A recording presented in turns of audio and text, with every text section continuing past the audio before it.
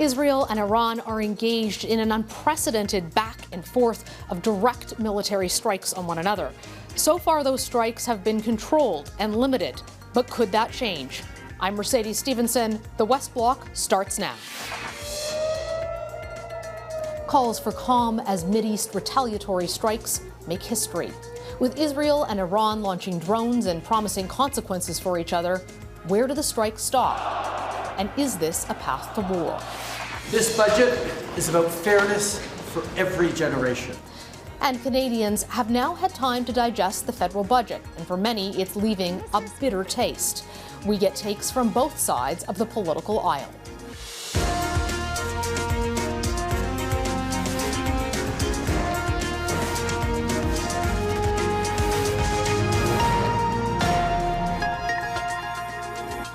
All eyes are on the Mideast, searching for any clues that Iran will strike back at Israel. This after Israel was the latest of the two to lash out late last week, raising tensions in the region to potentially catastrophic levels.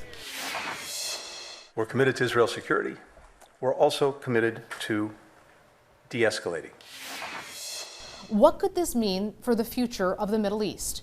Joining me now is Jonathan Panikoff, director of the Scowcroft Middle East Security Initiative at the Atlantic Council. Jonathan, thank you so much for joining us. I know you've got an extensive background in defense, intelligence, and security. This is obviously a situation that everyone is watching with great concern, anticipating what Iran might do next. What kind of response do you think we could see from the Iranian regime? Well, thank you so much for having me.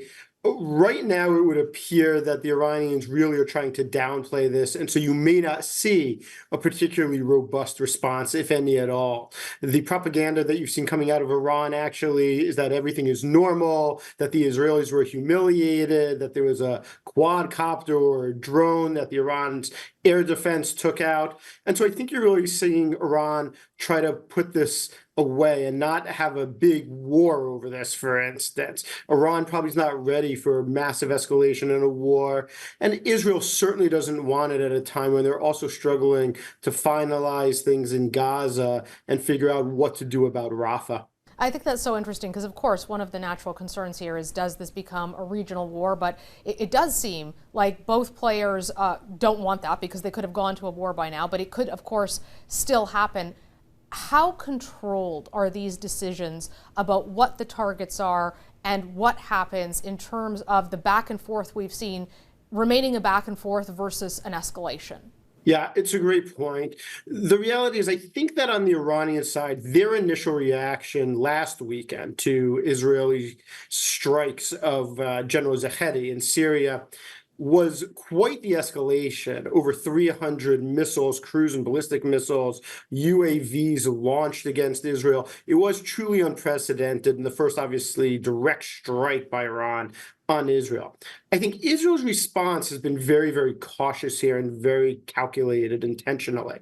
It is not a proportional response, but it is a symmetric response, meaning Israel hit what is clearly a military base without civilians around. It had no intention to escalate this. And it's really saying to the Iranians, look, we can hit you. You are not allowed to target us with impunity, no matter what you say publicly your retaliation is going to be, no matter what our allies prefer. We are not going to allow ourselves to be targeted, and we will strike back if you strike us. But we're giving you an out here. We have no interest in escalating if you don't want to escalate. And so it's really now in the Iranians' court to make a decision about whether or not they feel a need to strike Israel again or to let it go. This is, in the case of the Iranian regime, a regime that wants to develop nuclear weapons. So far, we haven't seen evidence that's happened, and the IAEA came out and said no nuclear sites had been struck, which was apparently a deal that Israel and the U.S. had come to as well, that if Israel retaliated, they would not go after nuclear sites because of that escalation. Israel is a nuclear power, however. What role do those nuclear weapons have in potentially making this a more dangerous situation because we're talking about nukes, or a calmer situation because of the deterrent value that nuclear weapons have? Sure. Well, because not both of them have nuclear weapons, it's a completely asymmetric relationship right now. Obviously, there would be a huge global outcry if Israel ever used nuclear weapons against Iran, and there's no indication that they will. This is largely a deterrent for Israel in terms of their possession of nuclear weapons, something they've had for years. On the Iranian side, though, Iran has been very, very delicate back and forth about whether or not it actually wants to develop a nuclear weapon. The truth of the matter is right now they're probably somewhere between 10 and 14 days away from having enough enriched uranium for a nuclear weapon. It would be crude. They're still probably 18 to 24 months away from weaponization, actually being able to have a nuclear capable warhead put on a traditional missile. That's not an easy thing to do. It takes some work. And that's what you're seeing international organizations say. They haven't really seen that progress. But obviously, Iran really views its nuclear program as one of the best pieces of leverage that it has, not only against Israel, but against with the international community. And so the reality is, if Israel were to strike it, there's been years of discussions about what would happen. It would almost certainly trigger a much, much bigger conflict and a much bigger war. It's hard to imagine the Iranians letting that go at all.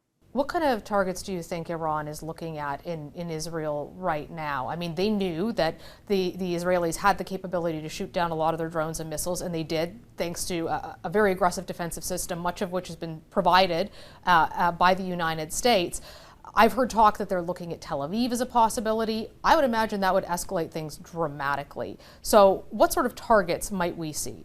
Yeah, I think it really depends on what it is Iran is trying to do. So in other words, once you're starting to target Tel Aviv or Haifa, Eilat, you're talking about really hitting civilian populations, and that is going to lead to an all-out war. What we saw really with Iran, especially over last weekend, is an effort to try and target entities that were really much more military in focus or independently or in conjunction with Hezbollah, the Iranian proxy, obviously based in Lebanon, to target the Golan Heights areas that are disputed. I think if Iran keeps it to military targets, it does slightly change the calculus. And I have no doubt that the Iranians are building a target list that probably includes both military targets for a future conflict that is somewhat contained, civilian targets that is much broader. There's a separate list probably for Hezbollah as well, that they really work in concert together. And so you've seen rumors, for instance, that Hezbollah might target Israeli offshore gas platforms, or even possibly target Dimona, where Israel's nuclear program is said to be headquartered. I know that both Israel and Iran will have allies and regional powers whispering in their ear. Who will Israel and Iran be talking to, and what messages do you think those countries will be sending them? For the U.S., I'm sorry, for Israel, it's obviously the U.S. The Israeli-U.S. relationship is long and has been very strong, but it also is other allies, the United Kingdom, Germany. My guess is the message will be what it has been. They really, right, immediately are trying to avoid a regional war, but they will continue to come to Israel's defense in the event that it is attacked again. But they've got no interest in Israel conducting offensive operations. On the other side, Iran is in a little bit of a place of flux. The Iranian-Russian relationship has gotten much, much closer throughout the Russian war in Ukraine and its Iranian drones that Russia is largely using in Ukraine. But there's questions about whether that's just tactical or there's actually a strategic nature to it. Will Russia come and meaningfully support Iran in the event of a conflict? Will China provide support to Iran? Probably not. China is the biggest importer of Iranian oil, and actually a conflict is the last thing that China wants to see in the region, because it would disrupt their oil flows and economic growth. And so you're going to hear on the Iranian side, largely from Russia, largely from China, but the messages are different between the US and Israel, which are obviously such close allies and Europeans, versus Russia, China, and Iran, where it's a lot more transactional of a relationship. Really interesting information and context. Thank you so much for joining us. Thanks for having me. Up next, will changes in capital gains mean losses for everyday Canadians?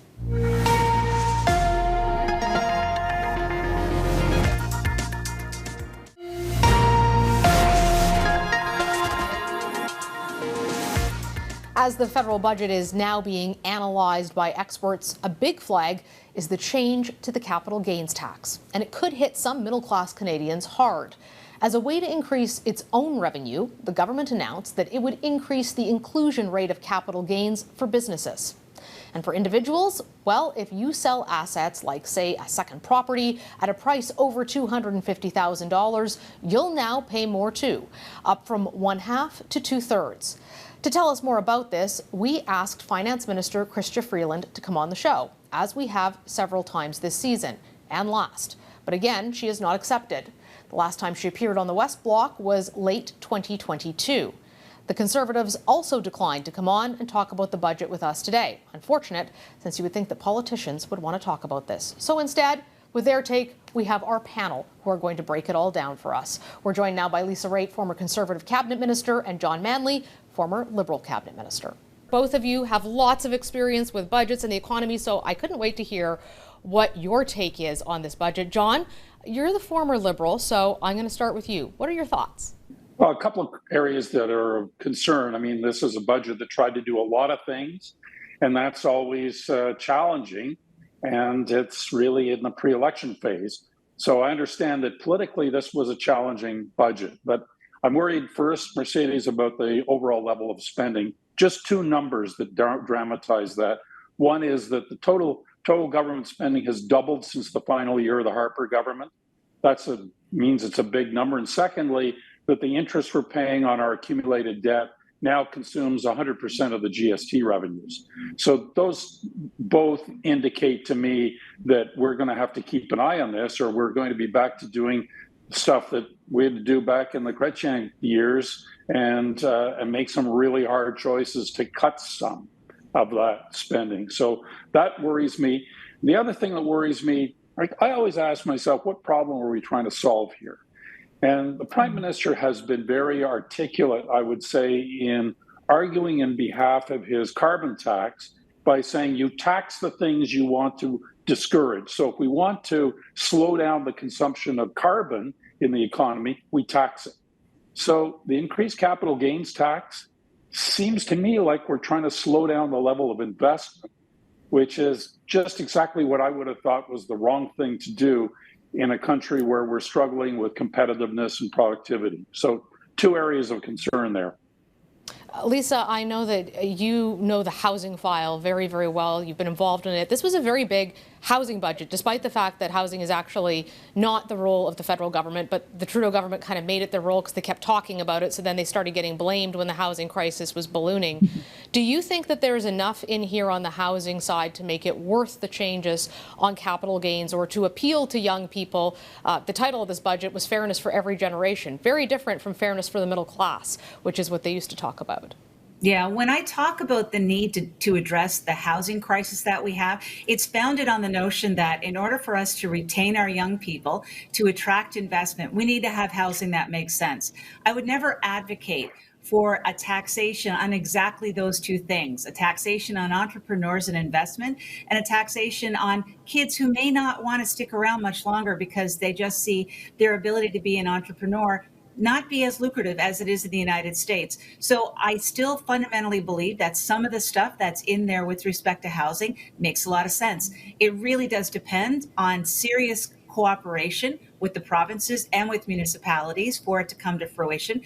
The federal government does not build houses. It's the private sector that builds houses, so they have to be along for the ride as well. But at the same time, you can't do it and punish those who are going to be adding to the long-term economy at the same time. John, when it comes to capital gains, I was talking to a few senior folks in the business community. They were initially somewhat relieved with the budget, although they were not happy about capital gains. They were concerned that that windfall tax on corporations would be in there, that if you had a big profit, this is something the NDP was pushing for, grocery stores or oil and gas, that the government was going to go hard. But there was a lot of concern about potential capital flight from Canada if that happened, that these big companies, especially around oil and gas, would simply turn around and leave. And we had the Environment Minister on the show a couple of weeks ago, and he basically said that himself, which is really interesting from Stephen Guilbeault. Do you think that the capital gains tax was sort of the lesser of two evils in this, if they had to choose between windfall taxes on large corporations or these capital gains taxes on individuals?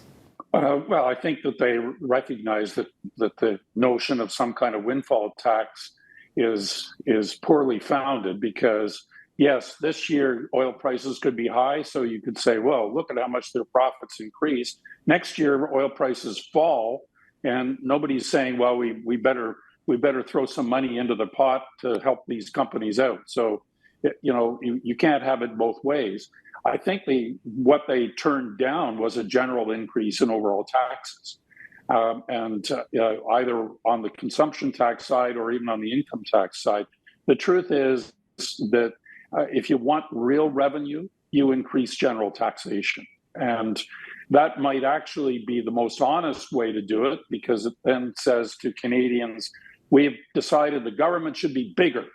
And if you like that, then you're going to be paying for it. That's honest. It's also rather difficult politics to sell. So I think they chose against a general tax increase, and they were looking for cash from somewhere. And this was perhaps a chance that they were willing to take, that they would annoy some people, but not as many as would be the case if it was a generalized tax increase. Lisa, what does the capital gains tax mean for the average person? Because I get a lot of questions about this. What does it look like for most Canadians? Well, that's the point, isn't it? I mean, the Liberals would have you think that it's only people who have cottages in Muskoka who are being impacted. And quite frankly, that's not the case. The people who live in Muskoka with really nice cottages can afford people to do tax planning for them in order to be able to mitigate the impact of this capital gains change. The people who get stuck are the people like, I guess, a house cleaner who decides that she wants to buy a second property, a condo, and it serves almost as her retirement fund. And she does collect rent on it, but she pays down the mortgage. And one day she's going to sell it, and that's going to be her retirement income. And now she just lost a big chunk of it because there's no way that she can sell it in time for May. And it's those kinds of stories. A lot of people got into real estate and have a second residence because they wanted to invest their money in something that they knew would appreciate in value. And there it is. The other mistake, I think, is that they're going after, and I don't think they realize this, Mercedes, but Gen Z is a very different group, a very different demographic than before. They are extremely entrepreneurial. They want to have their own gigs. They've got side hustles going all the time.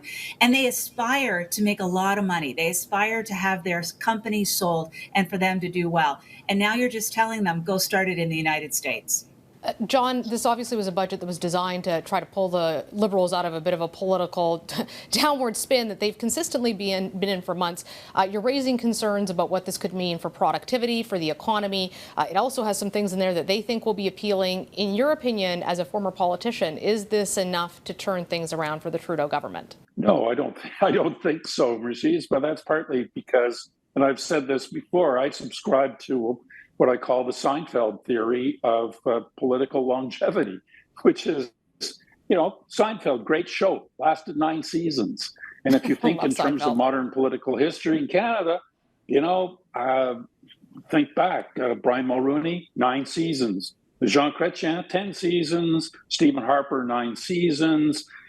Even if you go back to Pierre Trudeau, he got an extension after being defeated after 10 seasons. Margaret Thatcher, 10 years. And even in France, at the end of the de Gaulle era, the crowds in the streets were chanting 10 ans ça suffit. So winning again after 3 governments, after 9 or 10 years, it'll be 10 years in October 2025, that's a tough sell. So I don't think it's enough, because I think people are going to say, that's, enjoyed the show, but it's time for something new.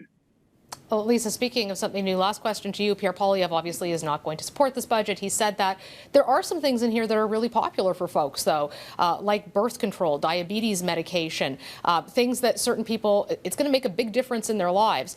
How does he decide what stays and what he promises to get rid of in terms of a campaign? Because it's always easy to poke holes. It's a lot harder to put out a platform. Yeah, but you're not going to campaign on, I'm going to take this away from you. I mean, obviously, they're going to have a communication strategy on how they're going to deal with those questions. And quite frankly, they're the only questions that the Liberals are going to shoot at them all the time. That's a truism. It's already started already. You know, they say that they're going to decrease the size of government. What are you going to cut? Which isn't a fair comment, because quite frankly, if you think that the size of our government is delivering productivity to you as an individual citizen, then I think you're kidding yourself, because it's not helping at all. And it is an incredible drain on the tax dollar and the resources. So him taking a look at the overall size of the government, determining which projects still make sense, which projects don't make sense, who is actually retiring? Do we need to refill that space? Along the same lines of what the Liberal government is doing already right now, or they say they're going to do. That's the kind of, I guess, lens he's going to be looking at. But he is going to promise to take away that carbon tax, and he is going to promise to help get houses built. What he says he's going to do, Mercedes, is exactly what he's going to do. Take him at his word, and he'll find a way to do it. Oh, I'd love to take any politician at their word, but I'll take both of you at your word. Thank you so much for joining us today. Great insights. Up next, one last thing, and it's something that hasn't been seen on Parliament Hill in more than 100 years.